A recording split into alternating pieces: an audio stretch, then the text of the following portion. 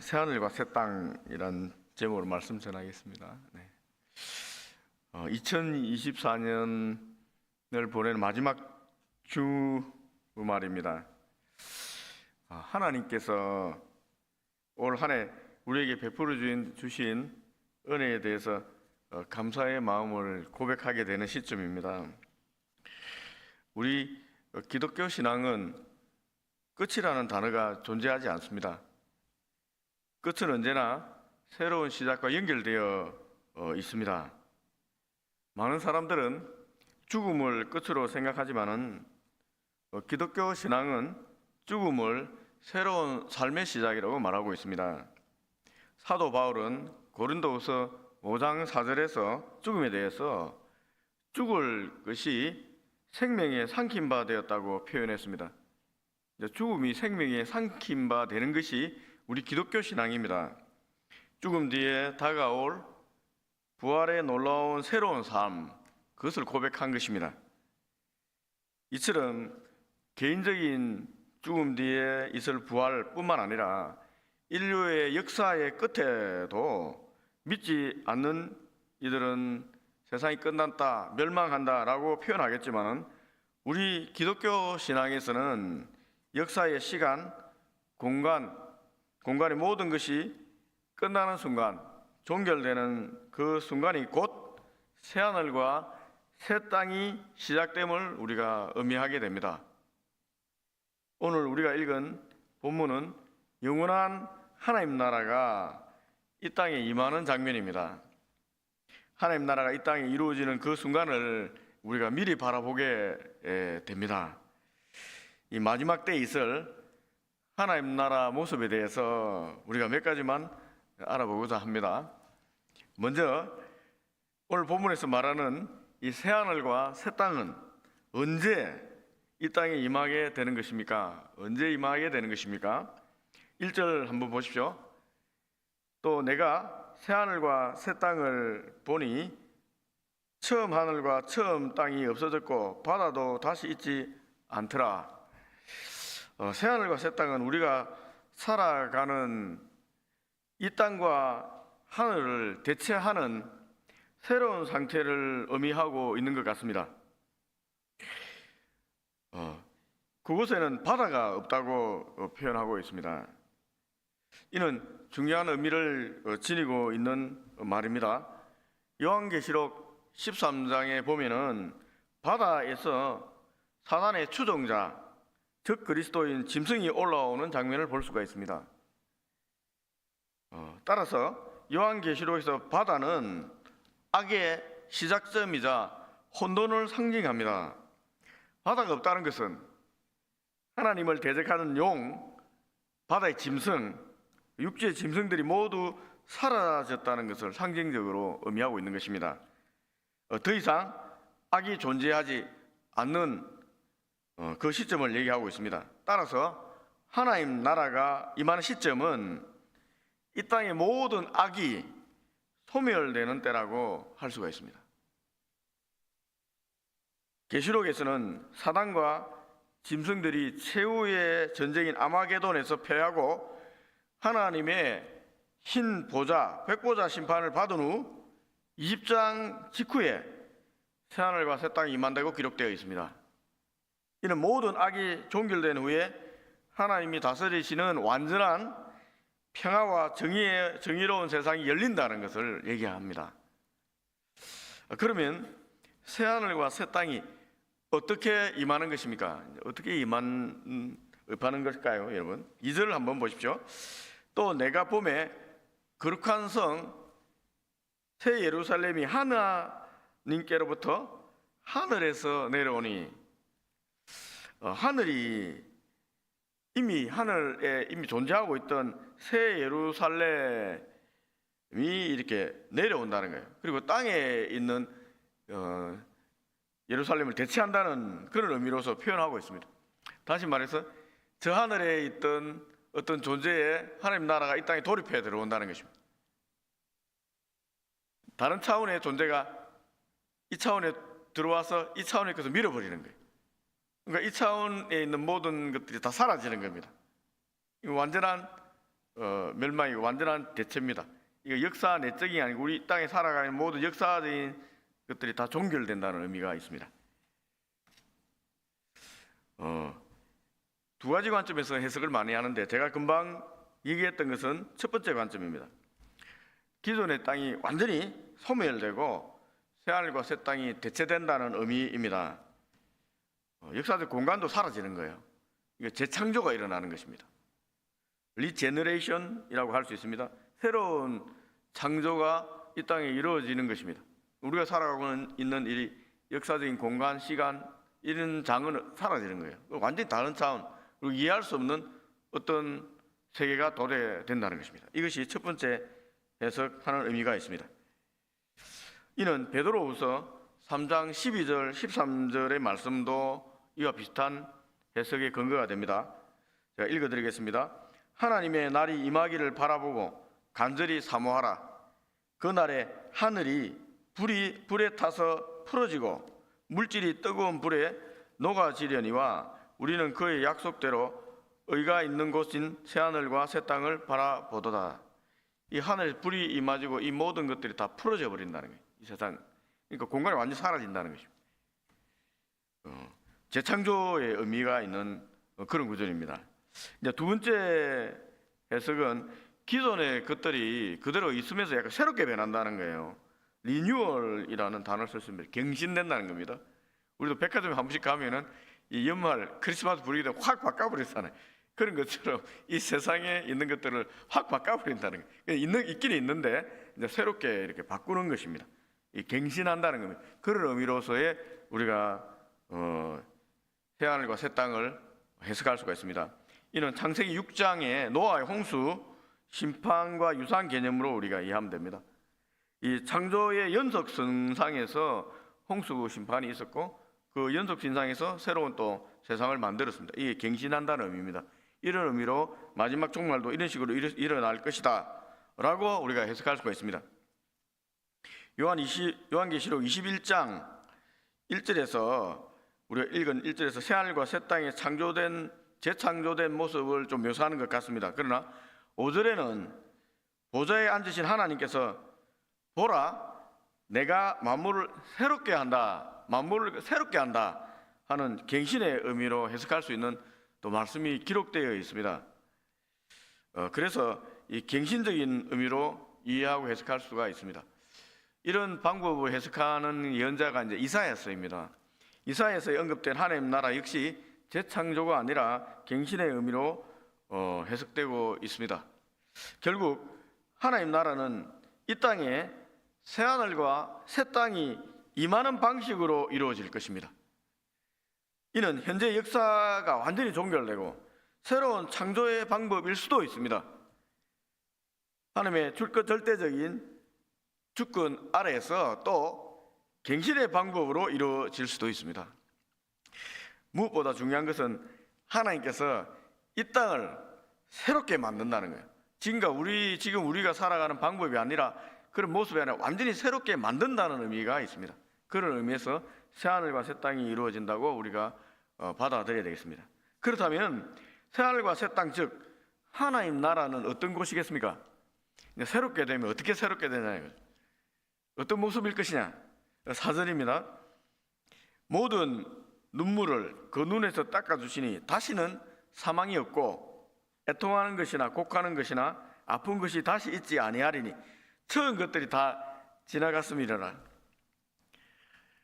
새하늘과 새 땅은 눈물과 애통, 곡함, 사망이 없는 곳이라는 것입니다.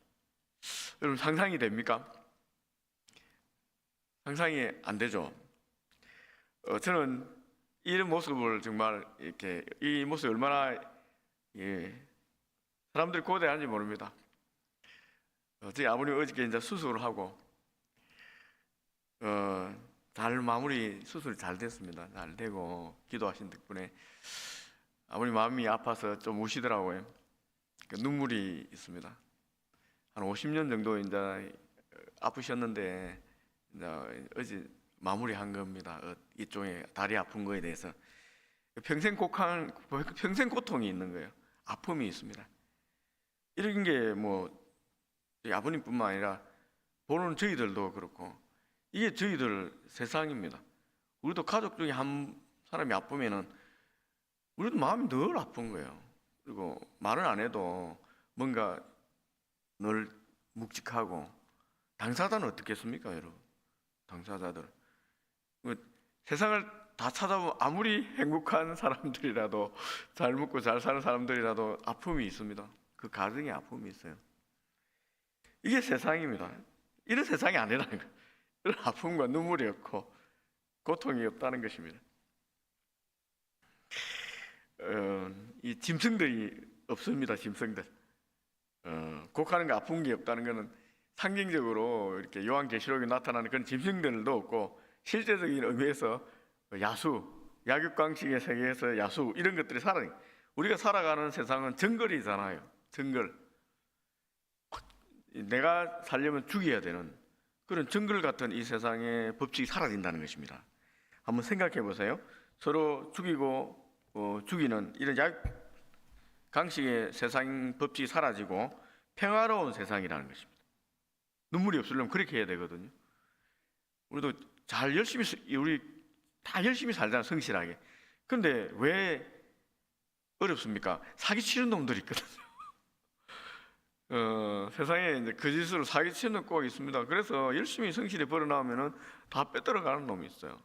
누가 많이 당한, 착한 사람이 많이 당하면 착한 사람이. 이 세상도 다 그렇습니다. 이런 것들이 없어지는 세계입니다. 평화로운 세계입니다. 이사야는 이러한 평화의 나라를 새하늘과 새 땅이 아닐까라고 묘사하고 있습니다. 이사야서 11장 6절 9절입니다. 그때에 이리가 어린 양과 함께 살며 표범이 어린 염소와 함께 누우며 송아지와 어린 사자와 살찐 짐승이 함께 있어 어린 아기에게 끌리며 암소와 곰이 함께 먹으며 그것들의 새끼가 함께 엎드리며 사자가 소처럼 풀을 먹을 것이며 젖먹는 아이가 독사의 구멍에서 장난하며 젖된 어린아이가 독사의 굴에 손을 넣을 것이라.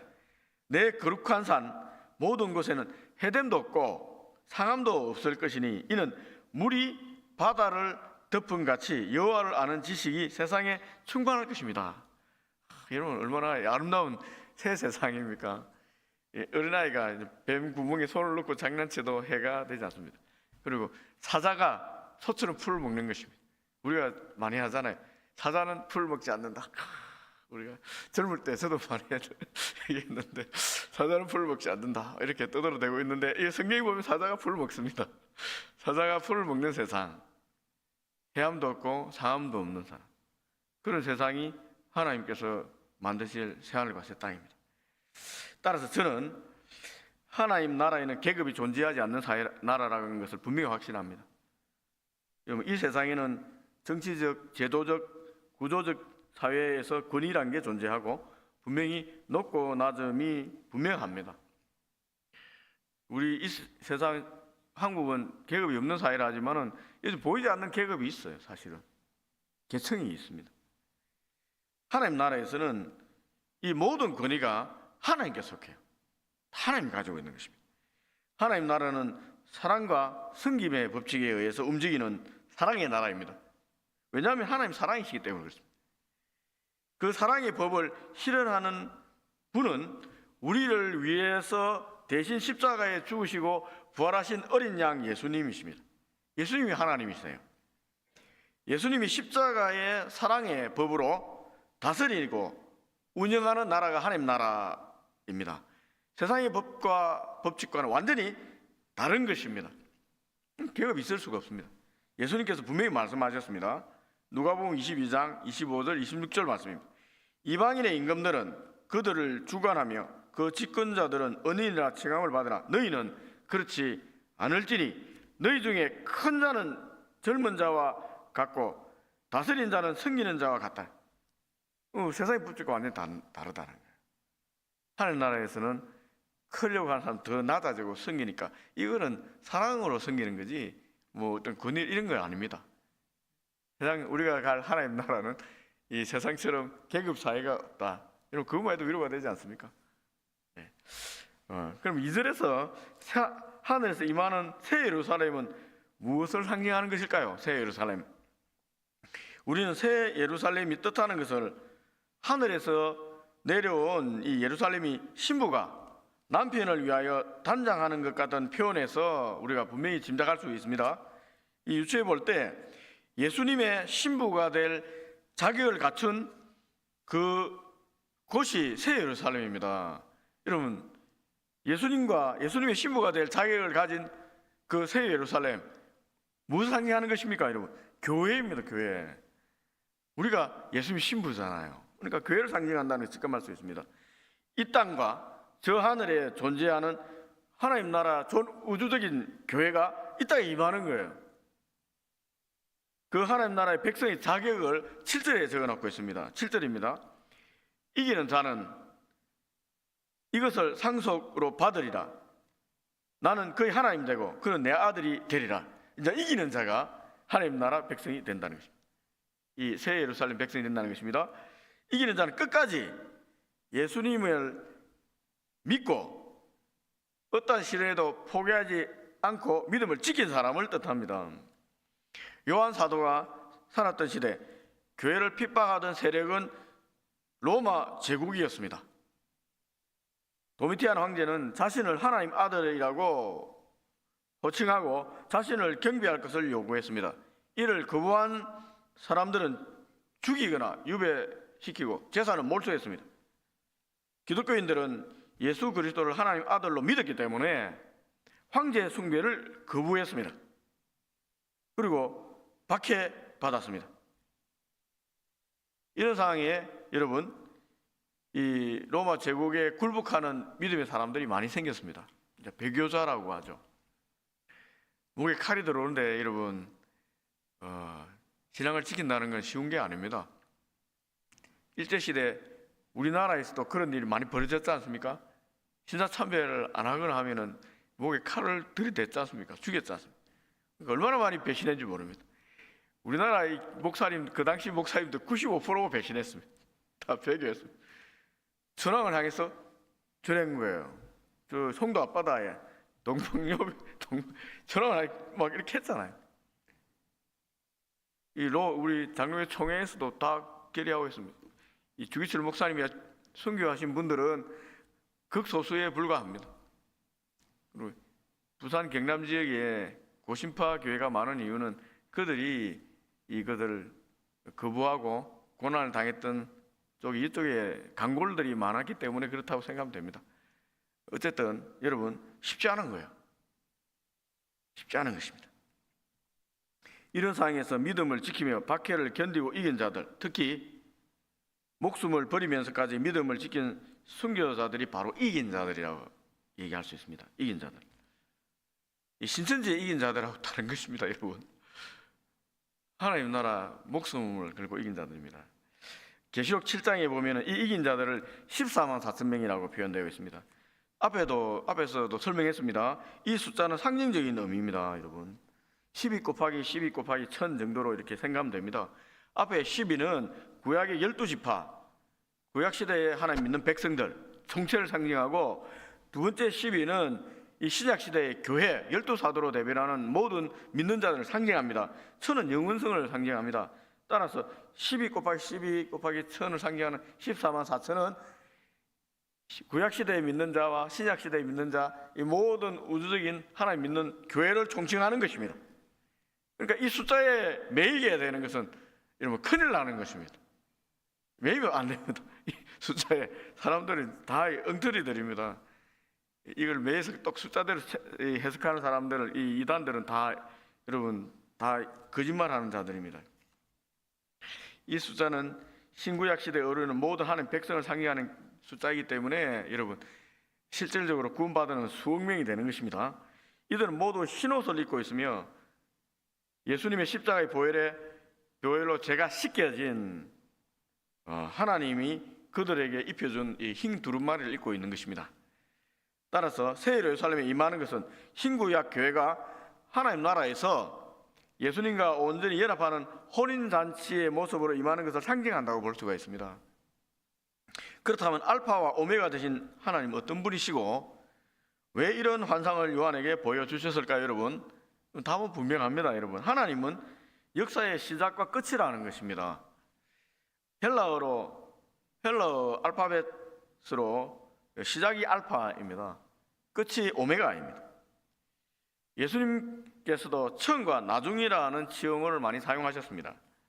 그죠? 계시록 보면은 처음과 나중이라는 지형을 사용하셨습니다. 알파 오메가인 것입니다. 하나님에게도 사용되었습니다. 이는 하나님과 예수님이 만물의 근원이자 총체가 되시며 창조주이자 완성자이심을 상징적으로 보여주는 표현입니다. 하나님은 알파와 오메가입니다. 처음과 끝입니다. 이 모든 완성입니다. 그리고 요한에게 이러한 환상을 보여주고 있는 이유는 앞에서 언급한 것과 같이 박해를 받고 있는 그리스도를 향해서 하나님께서 반드시 악은 심판하시고 끝까지 믿음을 지키고 이긴 자들은 하나님 나라의 영광을 그들에게 허락할 것이라고 분명히 보여줌으로 이들의 믿음을 지키도록 격려하고 용기를 주기 위해서입니다. 여러분, 이 계시록 읽으면 어떤 마음이 들겠습니까? 끝까지 믿음을 지켜야 되겠다, 이런 마음이 들지 않겠습니까?